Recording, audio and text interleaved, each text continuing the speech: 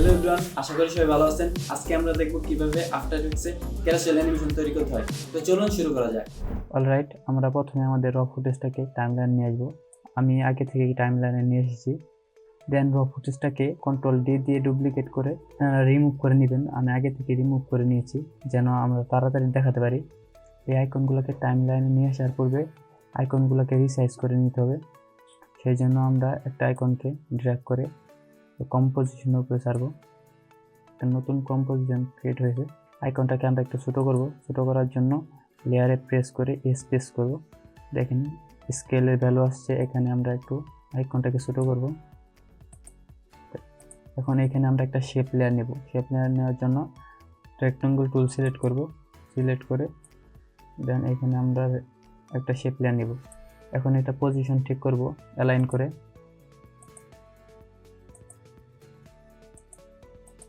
হ্যাঁ, এখন পজিশন ঠিক আছে। এখন এটা স্টোপটা আমরা 0 করব। দেন তারপর এখান থেকে প্রপার্টিসে আসলে আপনারা দেখতে পারবেন রাউন্ডনেস নামে একটা অপশন পাবেন। এটাকে আমরা 60 করব। এখন এই আইকনটাকে শেপ লেয়ারের উপরে তুলে দেব। এখন এই শেপটার সাথে এই আইকনটাকে ট্র্যাকমেট করব। ট্র্যাকমেট করার জন্য ট্র্যাকমেট নামে একটা অপশন থাকবে। এটা আনার জন্য আমরা কিবোর্ড থেকে F4 প্রেস করলে এখানে অপশনটা আসবে, এখানে আসছে। অথবা আপনার নিচে যে অপশনটাতে ক্লিক করলে আসবে। এই ট্র্যাকমেট অপশনে এখানে ক্লিক করলে শেপ লেয়ার 1 এখানে একটা অপশন আসবে, এখানে ক্লিক করলে ট্র্যাকমেট হয়ে গেছে। এখন 2 নাম্বার লেয়ারটা ডুপ্লিকেট করব। ডুপ্লিকেট করে এখানে যে চোখের মতো আইকনটা এটা ওপেন করে দেব। ওপেন করার পর 2 নাম্বার লেয়ারটার ফিলটা আমরা অফ করে দেব। অফ করে দিয়ে আমাদের আইকনটাকে একটু স্কেল আপ করব, একটু বড় করে অ্যাডজাস্ট করে নেব। ওকে, ডান। এখন আমরা 2 নাম্বারের যে লেয়ারটা আছে এটার স্টোপটা একটু বাড়িয়ে দেব যেন শেপের মতো দেখা যায়। আমরা এখানে 7 রাখবো। ওকে, 7 ঠিক আছে। সেম এই প্রসেসে প্রত্যেকটা আইকনকে শেপ দিতে হবে। শেপ দেওয়ার জন্য আমরা এটাকে ডুপ্লিকেট করব। 13 নম্বরটাকে ডুপ্লিকেট করব করে দেন 14 নম্বর প্রেস করব। এখানে দেখেন সেম ওই আইকনটা আছে, জাস্ট আমরা এখানে আইকনটা চেঞ্জ করে দেব। এটা ডিলিট করে দেব। এখানে 11 নম্বর এই আইকনটা নিয়ে আসবো। এটাকে আমরা ট্র্যাকমেট করে দেব 3 নাম্বার লেয়ারের সাথে। দেখেন এটার সাথে অ্যাডজাস্ট হয়ে গেছে। আমরা একটু একটা ছোটো করব। ওকে, সেম এই প্রসেসে প্রত্যেকটা আইকনকে এরকম একটা শেপ দিতে হবে। আমি একটু ভিডিওটা ফাস্ট করে দিচ্ছি।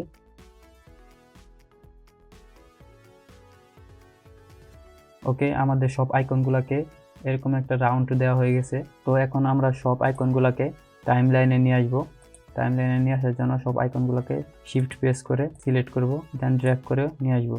এখন আইকনগুলোকে ছোটো করার জন্য কিবোর্ড থেকে প্রেস করব, দেন 60 করে দেবো। দেন আইকনগুলোকে একটু নিচে নামিয়ে দেবো।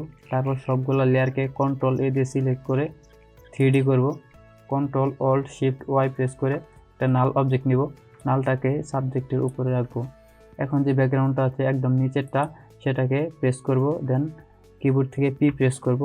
3 নাম্বার যে ভ্যালুটা আছে এটাকে আমরা 1500 করে দেব। দেন শিফট প্রেস করে প্রেস করব। তারপর স্কেলের ভ্যালুটাকে আমরা বাড়িয়ে অ্যাডজাস্ট করে নেব। ওকে, এখন আমরা নালকে সিলেক্ট করে পি প্রেস করব। দেন নালের ভ্যালু 500 করে দেব। তো নালটাকে সিলেক্ট করে প্রেস করে আমাদের ওয়াই রোটেশনে যে ভ্যালুটা আছে এটা চেঞ্জ করে আমাদের অ্যানিমেশন করতে হবে। এখানে আমাদের টোটাল আইকন আছে 12টি। 360কে 12 দিয়ে ভাগ করতে হবে।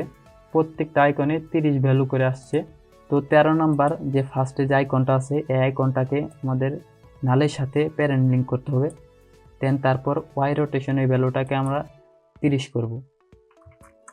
দেন দেখেন আইকনটা পজিশন চেঞ্জ করেছে। সেম এভাবে 14 নাম্বারটাকেও নালের সাথে প্যারেন্ট করব। তারপর ওয়াই রোটেশনের ভ্যালু 60 করব। সেম 15 নম্বরটাকে ওইভাবে নালের সাথে প্যারেন্ট করব, এখানে 90 করব। সেম এই প্রসেসেই 30 করে বাড়িয়ে যাইতে হবে। আমি ভিডিওটাকে একটু ফাস্ট করে দিচ্ছি। দেখেন আমাদের সবগুলো আইকন 3D হয়ে গেছে। এখন আমরা ওয়াই রোটেশনে একটা কি ফ্রেম এড করব। দেন আমরা একদম লাস্ট ফ্রেমে চলে যাব। এখানে আমরা ওয়াই রোটেশনের ভ্যালুটা চেঞ্জ করব। এখন দেখেন আমাদের আইকনগুলো কিন্তু অ্যানিমেট হচ্ছে। দেখেন আমাদের ক্যারাসেল অ্যানিমেশন কিন্তু হয়ে গেছে। এখন আমাদের এই আইকনগুলোকে আরেকটু সৌন্দর্য করার জন্য আমরা আইকনগুলোকে গ্লো ইফেক্ট ইউজ করব। গ্লো ইফেক্ট ইউজ করার জন্য প্রত্যেকটা আইকনে কম্পোজিশনে ঢুকে এই রাউন্ডটায় আমরা গ্লো ইফেক্ট ইউজ করব। টিপগুলো আপনারা আপনাদের মতো গ্লো ইফেক্টটা অ্যাডজাস্ট করে নেবেন। যেটা আপনাদের কাছে ভালো লাগে। দেন এই ডিপগুলোটাকে আমরা কপি করব, করে সবগুলা লেয়ারে আমরা পেস্ট করে দেব। এখানে আমাদের সবগুলো আইকনে কিন্তু গ্লো অ্যাড হয়ে গেছে, এখন দেখতে আরেকটু ভালো লাগতেছে। এখন যদি আমরা প্লে করি দেখেন আমাদের অ্যানিমেশন কিন্তু কমপ্লিট হয়ে গেছে। তো আপনারাও চাইলে এইভাবে ক্যারোসেল অ্যানিমেশন তৈরি করতে পারে। সো আশা করি সবাই ভিডিওটি ভালো লেগেছে। যদি ভালো লেগে থাকে তাহলে লাইক, কমেন্ট অ্যান্ড শেয়ার করতে ভুলবেন না। এবং পরবর্তী কোন টপিক নিয়ে ভিডিও চাচ্ছেন তা জানিয়ে দিতে পারেন কমেন্টের মাধ্যমে। ততক্ষণ সবাই ভালো থাকবেন, সুস্থ থাকবেন। আল্লাহ হাফেজ।